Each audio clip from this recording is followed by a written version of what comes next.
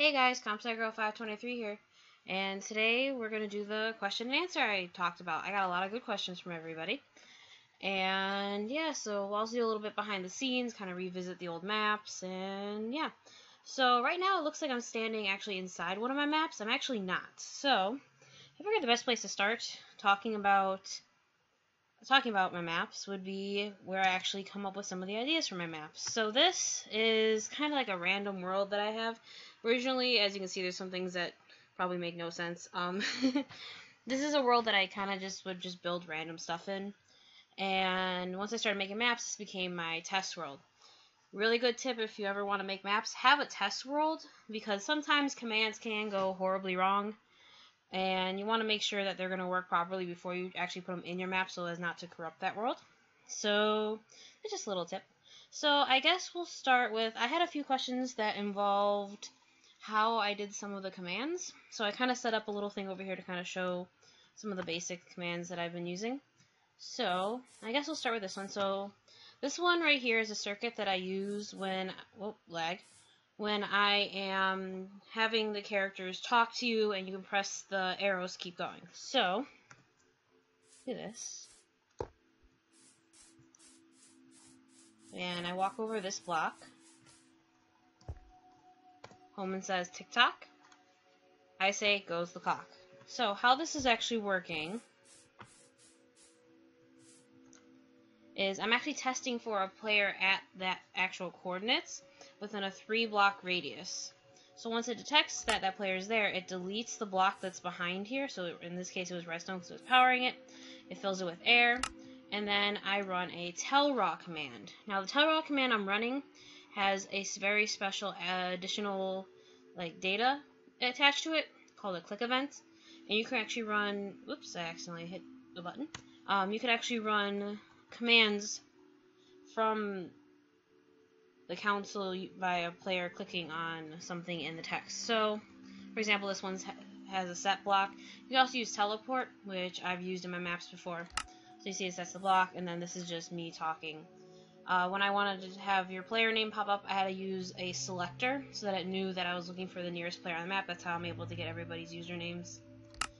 And yeah, so that's kind of how that circuit works. Again, this would be basically a series of these, so this would have another click event, and you can click on that one to keep placing blocks over and over again. If you go in any of the code in my maps, I usually have somehow an ability to get to them. I usually have somewhere you can click to go to them, or even if you just fly around, usually the code's nearby where your main area is. Alrighty, so another question I had is how do I have the keys opening doors? So iron door here. You know, walk up to it, nothing's going to happen. If I hold this key in my hand, however, it opens the door. So if you actually look behind the door, on any of my maps, if you would break open the walls and floors, you'll see there's commands running in between the floors usually. For the doors, originally I used to do this with 2 command blocks. I narrowed it down to 1. But essentially, it's testing again for a player within a certain radius of the block, so I use the block below the iron door as reference. And then this command is looking also for a specific item in the player's inventory.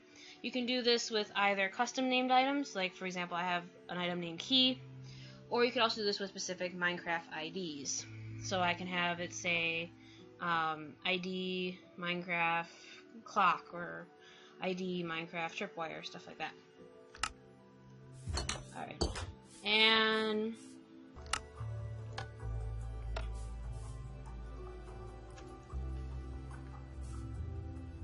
alrighty, so I was asked, how do you do the blocks that I have on the floor, so like the glass and the pickaxes? So right here, if I press this button, I have an ender pearl floating in there. Actually what it is, let me just adjust this really quick. What it is actually an armor stand. This is actually sitting on top of the armor stand. So this is an invisible armor stand. If you actually go into game mode spectator, you actually can see the armor stand. That's how I have floating blocks, and how I get them to kind of lay on the ground is you can actually, oops, game mode, let's see, so I was trying to type. You could actually pose them. Just double check, yep, that has everything. You actually can pose them. So for this one, the glass, you can see I have the head of the armor stand tilted, and that's by adding this special, well, now the armor stand's in the command box, so if I do this, you can do the special pose. You say the head, you can say left arm, right arm. You can also add things using armor items or hand items. So that's how you actually get like the blocks to kind of sit on the ground or float. And also you saw they were spinning. How I'm doing this is I'm just teleporting the armor stand, and I have it rotating about 10 degrees every time this command executes, and since it's a repeating command block, this happens every tick, and it constantly is spinning in a circle. I also do if you custom name your armor stands, so I named this one Enderpearl, it allows you to be able to have multiple armor stands and not have to worry about if you have two armor stands that are too close to each other and you want only one of them to move. It's kind of good to name them different things, that way you can just use this name data value.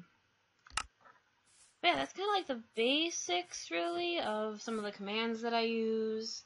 Yeah, that's kind of the basic structure of things. And I guess we'll start going into my old map. So I guess we'll start with case 1. Alright, as the world's now generating in, welcome back to Solve It Case 1, The Missing Cornerstone. So, this was my very first Minecraft map ever that I released. Let's see, what else can I say about it? Well, there's a little bit of an Easter egg, which you might have noticed when you were playing. I have some villagers that are named that you actually didn't talk to. So originally the story was going to have a few extra characters, but in the end I ended up cutting them from the story due to I felt like the story was going on too long, and therefore I left them in the map, but they didn't actually have any dialogue.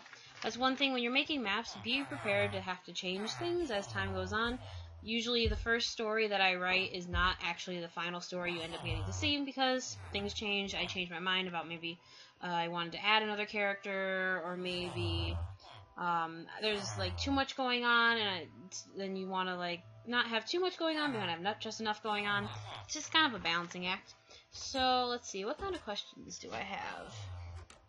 What inspired you to make the Solve It series?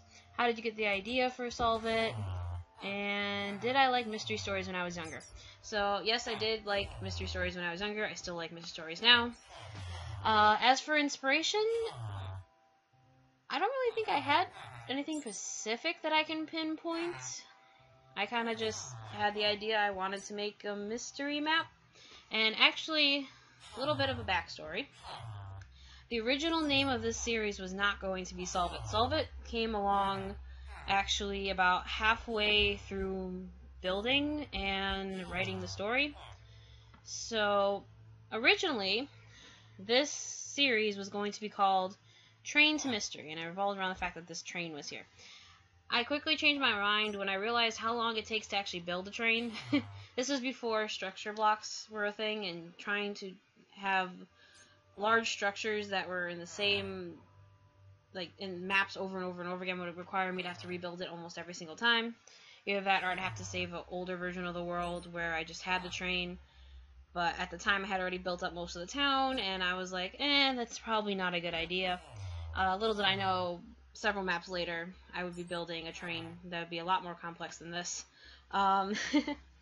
So, yeah, the original story was supposed to be called Train to Mystery, and about halfway through I decided not to call it that, and I knew it was going to be called The Missing Cornerstone. It was a matter of, okay, what am I going to call this? I'm like, well, if it does turn into a series, because at the time I didn't know if it was actually going to ever turn into a series, because this was my first map, I was kind of nervous, I didn't know how people were going to react to it. So, I'm like, well, you're solving mysteries, so call it Solve It. And that's kind of how the name Solve It came about. It was really just, well, what are you doing? You're solving mysteries? Well, let's call it Solve It. So, yeah, that's pretty much case 1. There's not too much other things going on here. While the code is kind of hidden inside the buildings, in the floor, and yeah, it's not all actually contained in one spot. This is when I didn't know exactly too much about Redstone. I knew a basic amount of information that I was able to get somewhat most things working properly. But yeah, so I guess we'll head off to case 2. Alrighty, welcome to Solve It Case 2. I'm actually inside the code right now, so little Easter egg inside the code. If anybody visited it, you might have seen it. It is, where'd it go? There it is. This was the actor-actress green room. The reason I had this is the first time I started teleporting villagers around. So whenever a villager, you were done talking with a villager, if the villager was not meant to be there, they were supposed to teleport to this room. And yeah, so that was kind of like a little like Easter egg. I had them have an actor-actress green room. There's like golden apples in here for them and water, and I believe cookies. Yep, cookies and milk. But yeah, this is the code. The reason this is down here is actually I went for the puzzle where you have to place the plates and goblets. I intended it that I was just going to have a command block reading in this entire structure, and then once it matched the structure upstairs, then they would keep going. That is actually a lot of data for Minecraft to handle, so I end up having to split it up into individual pieces, and that's what this whole long line of code is. But it was a little tedious, but it was worth it because it made it for a pretty decent puzzle, I would say. Here's Strata Castle.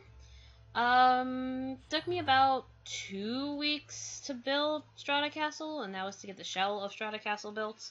And I was using commands usually to just like copy and paste kind of the wall, and then I had to carve out the windows and the doors and everything. Let's see. There's more code in the top. Here there's like different things, like when I'm cloning chests and stuff, they were up here. And the trees was me cloning trees over and over and over again. I did not grow all those by hand. That would have taken a long time if I did. And yeah, so let's see what kind of questions I have for this. What got you into solving maps and the whole mysteries? How did you come up with a way to piece them all together? So, funny story. Originally, I didn't have any notes being sent at all. Originally, the series were just going to be all standalone mysteries, and by the time I got towards the end of writing the story for this map, I kind of wanted to add something in there that'd be kind of interesting. I'm like, well, what can I do to make this kind of interesting? I'm like, well, I could have some mysterious person send you notes. At the time, I did not know who the mysterious person was going to be, but I'm like, oh, I'm just going to put it in there, and we're going to go with it. So it was kind of like a spontaneous decision. Same as the end of my first map, it was a spontaneous decision to put a book in there from Ivan saying, hey, why don't you come work for Solve It? Because I thought, well, if people end up liking it, maybe I'll make this into a series, so I kind of left it open-ended. That's why I kind of put the book here, too, was to kind of make it open-ended, to see if maybe this would keep going, and it ended up that it did keep going. So that's basically all the stuff for Case 2. There's not too much other background or like secrets about Case 2. Alrighty, welcome to Solve It Case 3, Danger on the Set. So this one was interesting. I was trying to figure out a way to prevent render issues, which I found was an issue with the first 2 maps because everybody plays different render distances. That's why the code is actually right underneath the floor. So if you did come down here, you probably saw the code. Let's see. Is there anything interesting I can tell you? How I came up with the story for this one is I kind of just wanted a mystery to happen on a movie set, and I'm like, well, let's see what I can come up with. So I kind of came up with, well, let's make it a space movie. I was going back and forth between making it a western or a space movie. I'm like, I could build a rocket. So I'm like, okay, let's build a rocket, and I made it a space movie because I really just wanted to build a rocket. I thought it'd be kind of fun to build a rocket. Let's see. What is the secret to coming up with plot lines? Kind of how I came up with most of the plot lines were, I basically thought of, okay, what location do I want to build? And what kind of mystery would I want to have happen at that location? So for this one, I figured sabotage on a movie set would be kind of interesting. Case 2, I'm like, oh, well, we'll have items being stolen, and we'll have a ghost thrown in there, and that'd be kind of interesting. And yeah, it's kind of it's kind of very general how I just come up with it. I can think of what kind of like setting I want the map to occur in, and then I think of, okay, what do I want to happen? It takes me about 2 weeks usually to write a story, with going back and forth between ideas of, okay, what should I name this character, how many characters there should be, stuff like that. But for coming up with plots, it's kind of just, I kind of just go with whatever pops into my head, and that's what happens. Any other little secret things? let's see. Well, it's pretty much this was actually quite a small area. Now that I'm looking at this, was actually quite a small area that I built in, compared to the city that ended up happening in case 7. But yeah. Alrighty, as the world's generating in, welcome to case 4, something fishy. So, case 4 was the first time I actually used World Edit. So, World Edit, I used the Forge mod version of it. I believe I used the 1.9 version at the time. I used it mainly to turn all of this into sand because this was actually just grass and stone. So I had to change it all into sand. And I also used it to help me build the mountains here. Since it was my first time using World Edit, I had a few practice tries at copying and pasting. One of those practice tries can be seen over here. I accidentally copy-pasted in the wrong spot. But it is a very useful tool if you're trying to change a lot of blocks at once, try to fill large areas or make large structures. I do recommend using that. It was very helpful. I haven't used it since map 4. I probably will go back to using it if I'm going to do any very large scale builds like this one. How I actually ended up making the crater was using commands. I filled about every other layer, like so many blocks deep, with TNT and just set it off. I never realized Minecraft could freeze for about 10 minutes straight at 0 frames per second. So I don't recommend doing that if you're ever going to try to make a large crater, unless your computer has better graphic quality than mine. And then, let's see. Oh, I don't have night vision on, so it's kind of hard to see. So I'll go into spectator mode. That should make things a little... Oh, I'm in spectator mode. Did I go into spectator? Never mind. So here's the code. Here are the 2 ciphers. I had a lot of fun making the ciphers. I really did. And, like, having the particle effects and everything. Like, I was really happy with how this turned out. Here's the code. So, since I'm standing in the code, I'll answer some questions involving the code. How did I get into redstone? Since there's quite a bit of it in the map. So, about a year ago, actually, I was taking a class that involved logic circuits. So, to help me study for this class, I started making Minecraft logic circuits using redstone. And basically, I was using it to help me study. And as I started making these logic circuits, I'm like, well, why don't I try seeing what else I can do with the logic circuits? And then at the time I was also watching a lot of different YouTubers playing all these like adventure maps, and I'm like, huh, this seems interesting. I wonder what I can do with these command blocks that people are using in these maps. And that's how I kind of got into redstone and command blocks. I also know Java, so when I started seeing the commands for the command blocks, I'm like, oh, well, this is built on top of Java, so I actually kind of understood how the commands were working. So that kind of helped too.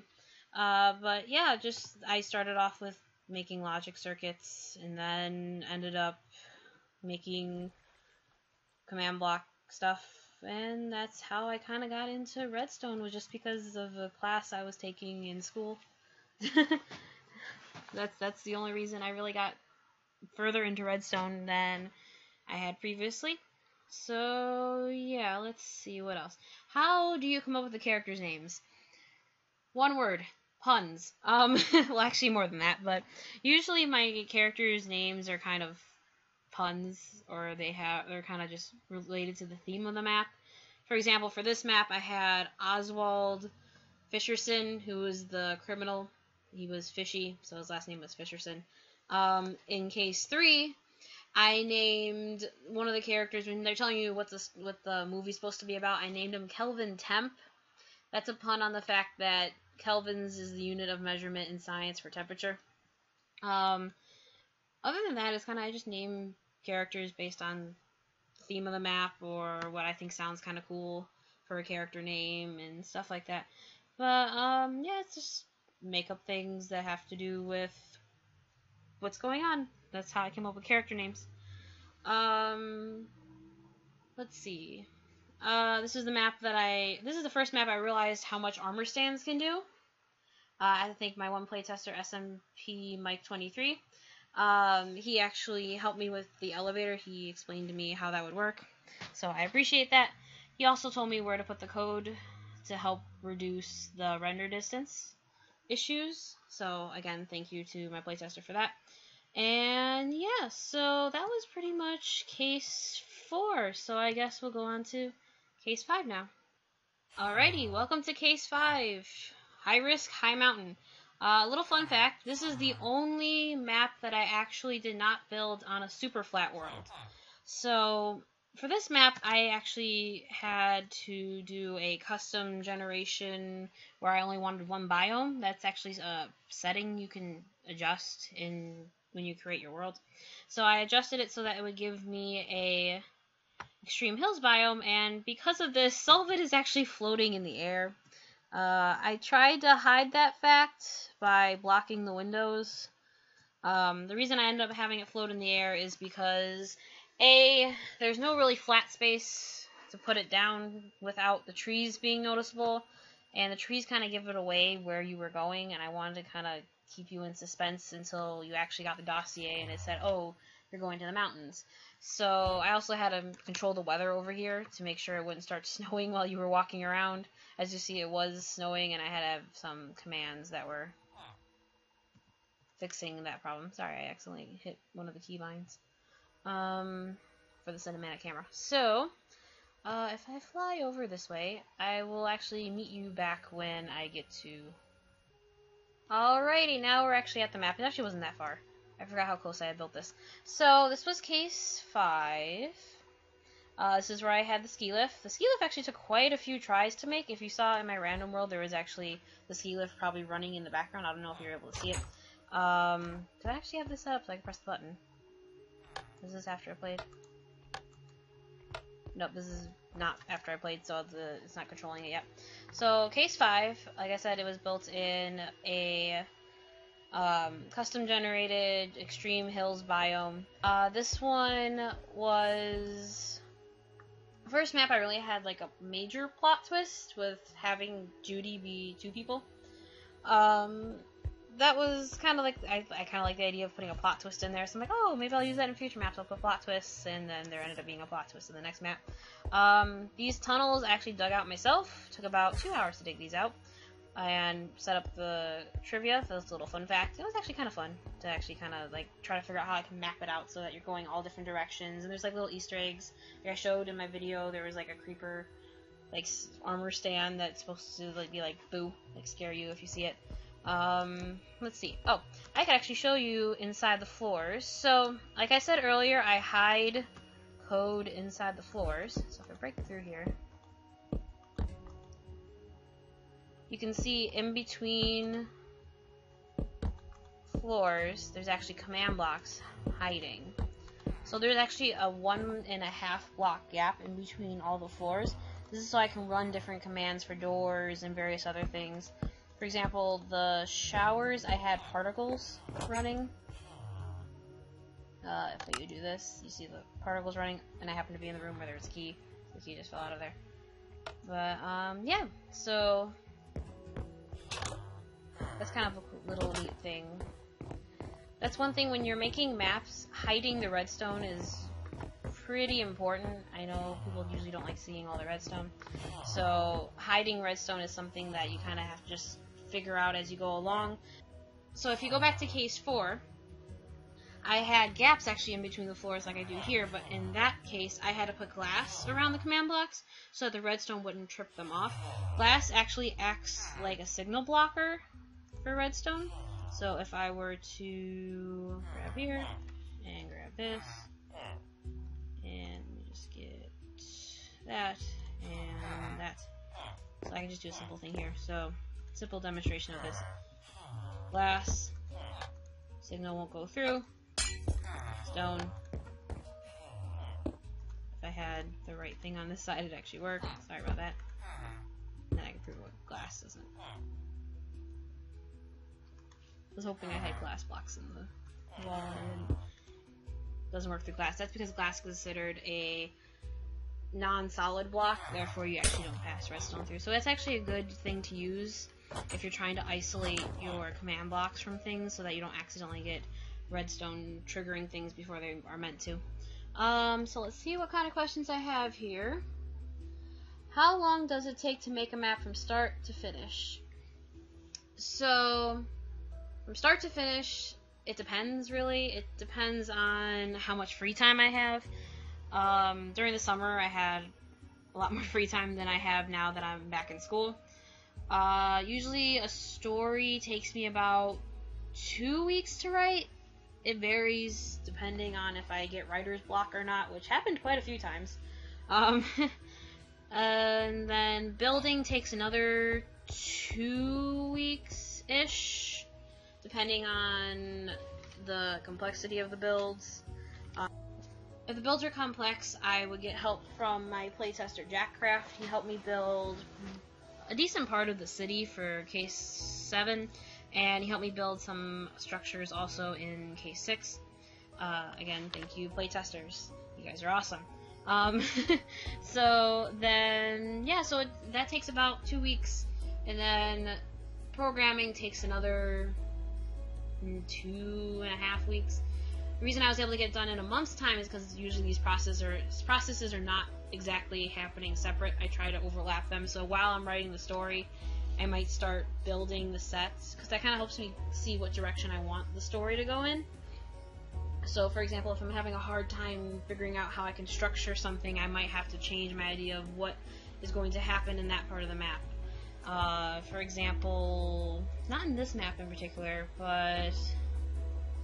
well, for example, like how starting the series, I said I wanted to be a train to mystery. I ended up not doing that because the train was really hard to build at the time. So that's kind of how I can kind of overlap things. That's why it usually takes me about a month if I have a lot of free time. It took me, I think, 2 months this time. That's because I had a little bit more free time, because I was able to start it right before school started. But then once school started, I wasn't able to work on it as much. So that's why my next map is going to take a while until, once finals are over with, I'll be fine with getting things done more so with it, but until then, it's schoolwork. So let's see, anything else I can kind of show you through here? Not really anything extra. There's not really any Easter eggs in this one. So yeah, well, I guess then we will go on to case number 6. And now we have the world generating in again. So welcome to case 6. Next stop, danger. So despite the fact that I told myself I would never build a train again, I have 3 trains. It wasn't, I didn't actually build all 3 separately. I built the initial middle train here, and then I used structure blocks, I think like 10 of them. At one point they were floating around, then I deleted them. But I have structure blocks that I used to copy and paste this train 3 times. Well, 2 times, then there's partial parts of the train you can see over there, and there's a few other partial parts of the train. There was a few challenges with this map, one of them being that it was a very small area for everything to occur in. Having to have all... oops, sorry about that, I hit my mouse. Having to have all of the story happen in a very small location was kind of tricky, but it wasn't too bad, actually. So let's see, any little secret things? Other than copy and paste using structure blocks. There's a few Easter eggs. This is the map I said Jack Craft helped me build some things, so he put some Easter eggs in there. Yeah.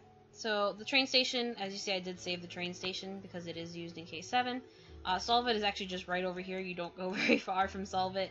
Like in most of my maps, there is another little hidden area inside the code where I'm teleporting villagers. Let's see, yep, it's back here. So I give them, I think I give them cookies on this map. Yep. Yeah. Let's see, what kind of questions do I have? How do I go about learning Minecraft map making? Well, I guess to learn how to do the commands really is just Google. I Google how to do different things, or if I see different things on other people's maps, like when I'm watching the videos and stuff, I'll be like, oh, I wonder how they did that, and I'll go in my test world and I'll look at commands and be like, okay, how do I think this would work? That's another reason why I do say it might be a good idea to have a test world if you're going to make a map, because then it's kind of a good space to kind of test out, oh, I wonder how this puzzle could work, or I wonder how, what would happen if I did this? What would happen if this looked like this? So there's no really way to learn map making other than learning how to use the commands, and for that I use Google.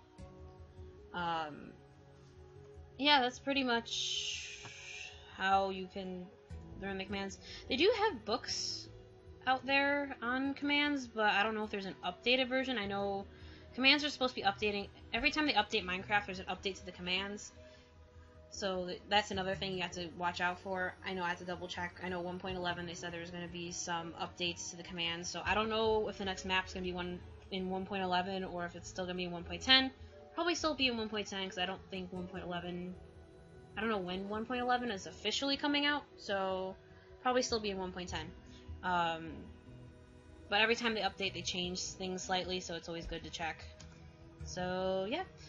Basically, Google, and I think they have books out. Like I said, I'm pretty sure there's books out there about different commands. I know there's a book about logic circuits. It's an older book about logic circuits in Minecraft.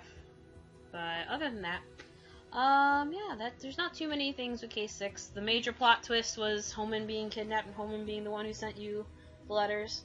That was an interesting thing to write. When I wrote that down, I was like, okay, I wonder how this is going to go over. But yeah. So I guess this means we're going to go on to my final map in the series, which was Case 7. Alright, welcome to Case 7, and I'm being pushed around by villagers. There were a lot of villagers in this map. I realized that as I was building that I had definitely put one too many villagers in the city, but it was supposed to be a city, so I figured put a lot of villagers, but I had to turn the sound down on them. Definitely. I know it was very loud. I'm sorry. I tried to turn down the sound on most of them, but I probably didn't get a lot of the sound turned down for most of them. So, one thing I say, my favorite build once the chunks start to load. It's just a lot of data. There we go. So, favorite build definitely was the museum. I had a lot of fun building this museum. A little Easter egg.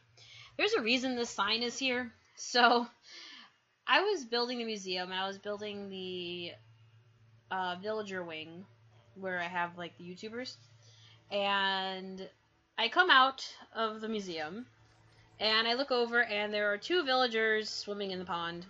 I teleport them out, go back into the museum to finish up working on some stuff, come back out, more villagers in the pond, so several times I had to teleport villagers out of the pond, and that is why the sign ends up being here, because I was really annoyed. They kept going into the pond, and I didn't want to put barrier blocks, really, because I'm like, it kind of ruins the effect. So I'm like, well, I guess they're just going to keep going in. So, building a museum was fun. I did put barrier blocks around this one, because I didn't want villagers jumping up on top of things. I had a lot of fun building this. It's getting all of this built. It was really a lot of fun. It took a while though. Programming, well, the code is actually, if I fly over here, code is over here. Another special thing is the fingerprints were actually actual maps that I built. I don't know if there's probably an easier way to do this. There's probably a way where you can make a custom map, like in the map. So like one of these. Whoops. I'm sure there's a way to like download the ability to do so. I did not know of any such way, so I ended up having to do this. It did look, I think it came out pretty good. I think it looked okay. So, let's see. What kind of questions do I have? Did you plan on having the series go on this long? I'm going to be very honest, no. I actually had no clue this was going to turn into a series. When I first made my first map, I was very nervous about releasing that map, to the point where I almost didn't release the map if it hadn't been for my brother, who convinced me, who was actually one of my playtesters. Originally, his username was Master Ninja. He then changed it to Pirate Captain. You probably saw his office up in Solvit, and then you saw also my other 2 playtesters have offices in there, and then mine was in the basement, by the like lab and stuff. So, there's actually a little Easter egg in there if you go look in my office. Anyway, I did not intend for this to become a series. I didn't know what was going to happen when I published that first map. Once I saw a lot of people liked it, and people were asking, oh, can you make another one? I'm like, oh yeah, well, I have an idea for another one. Wanted to build a castle anyway, so I actually was thinking, like, oh, I just wanted to build a castle for fun. And I'm like, well, I could turn it into a map.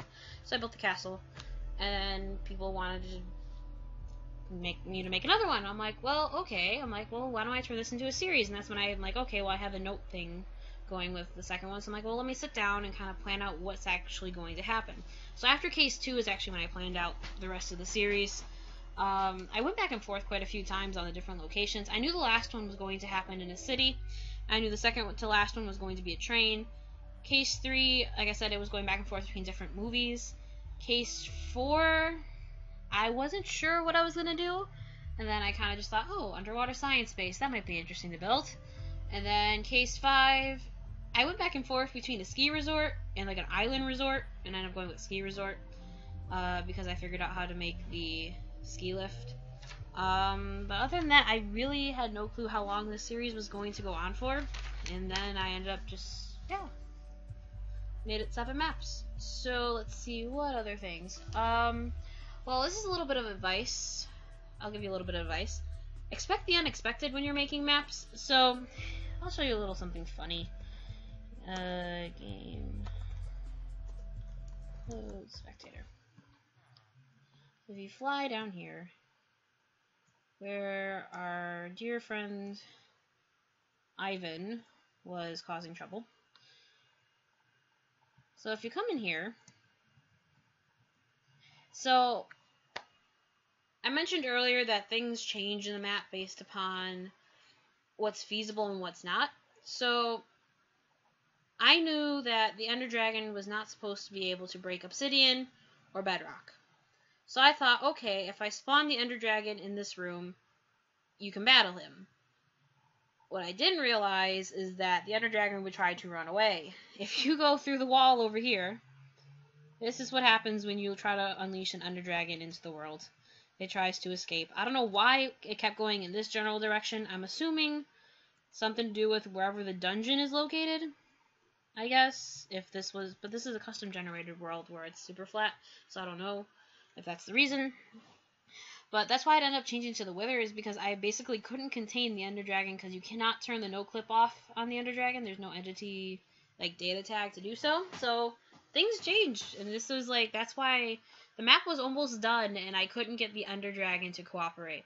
So that's what took about another week. That's why the map came out a week later than I was hoping I was going to have the map out. That's also why I never have a deadline specifically, because I never know what's going to happen. Because things happen when you're trying to build maps. Sometimes things cooperate, sometimes things don't. But yeah, so that's a little Easter egg there. Anything else really? There's not too much other things that are special in this map. There's no really other Easter eggs other than the YouTubers. I hid command blocks behind things. Hiding command blocks is always a fun thing. Trying to figure out where to hide them.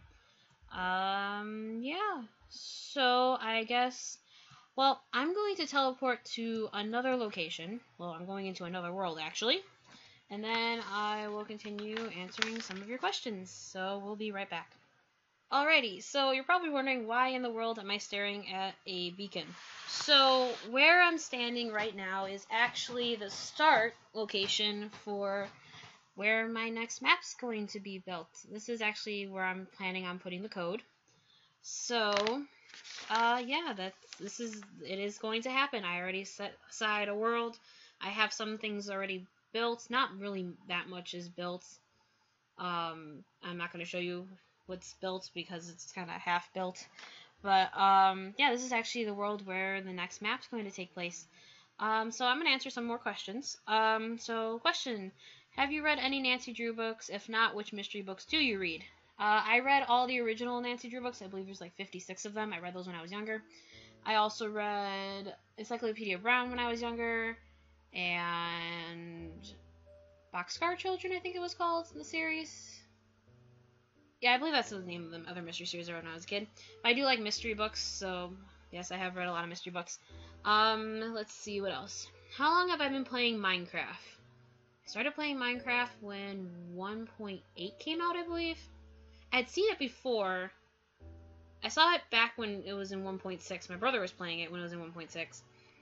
And then I didn't start playing it till 1.8. But, I wish I started playing it sooner. But, yeah.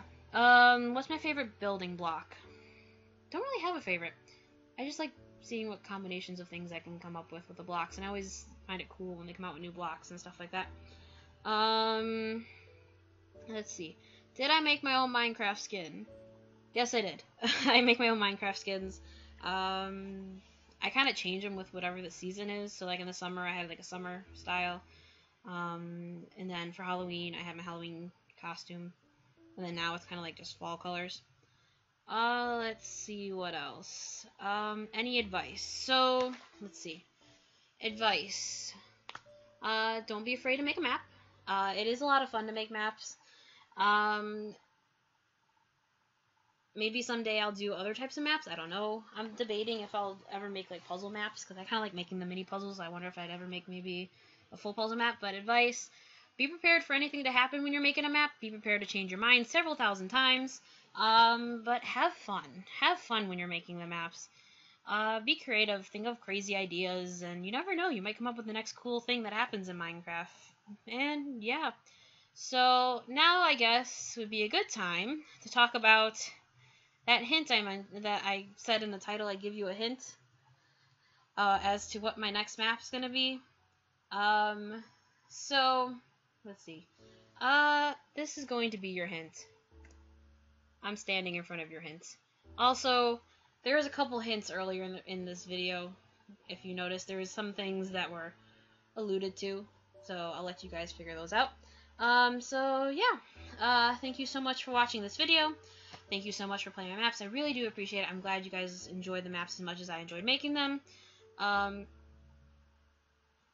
Stay tuned for more. I will keep making mini maps on Minecade. I'm actually working on a fourth mini Solve It on there. It's not even close to being done because again, don't really have time with school.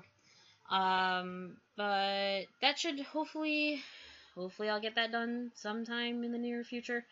I'll keep you posted on here. I'll also keep you posted how far I've gotten with the next map, which I am not saying the title of. I do know the name of the map. I don't know what the name of is going to be a series. Don't know the name of the series yet. Do know the name of the map. Kind of like how the first series started. I knew the name of the map before I knew the name of the series. Anyway, so yeah, I'm gonna be working on my mini map. I'll be working on this map.